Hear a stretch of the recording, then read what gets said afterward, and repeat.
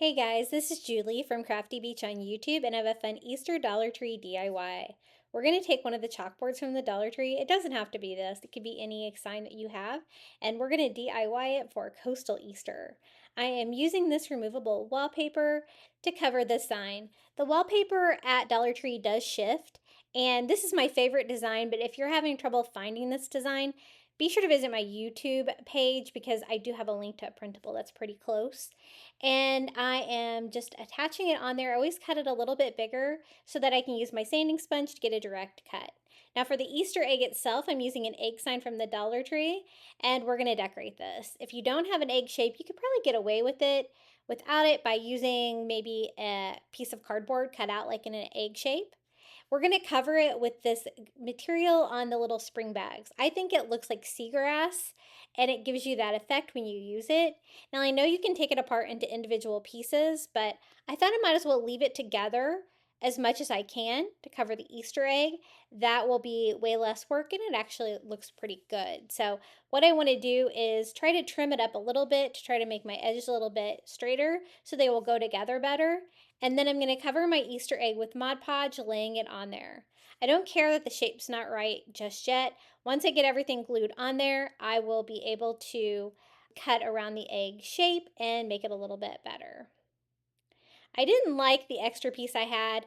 It probably would have fit, but I thought I could make this one fit a little bit better, so I did cut another bag. So do be careful how you cut it out to make sure you have enough to cover the entire egg. I attached that with Mod Podge as well. And then we can trim up the sides once we get it glued on. I did go over the top of it with some more Mod Podge just because it's such a thick fabric. I wanted to make sure that it was really glued on. I let that dry and then I just go around the edges and cut off the excess seagrass. I think the combination of that seagrass-like material and this tropical wallpaper looks really cute together. I am just going to glue on my Easter egg, and now it's time to decorate the Easter egg. I'm going to use some starfish. I have these that I got on Amazon. You could always use the ones they normally have at Shore Living at Dollar Tree. And I am gluing 3 across the middle of the egg. And it kind of hides the seam between the two pieces as well. I'm going to replace the hanger just by using some twine at the top. And then I'm going in with Dollar Tree rope and doing a curvy like zigzag pattern across the egg, which is a fun decor piece that's also nice and coastal right there at the top. And I really like that. So I'm going to go ahead and do the same thing down here at the bottom. You can use whatever you have. You could use seashells, whatever kind of crafting material you have that reminds you of the beach. For the bow, I'm going to make a simple X bow using burlap ribbon, some of the blue spring ribbon from the Dollar Tree, and some more of the burlap ribbon with a little pattern on there. I use a zip tie it all together, just a very simple X bow. To decorate this Easter egg, I'm going to put this right up here at the top.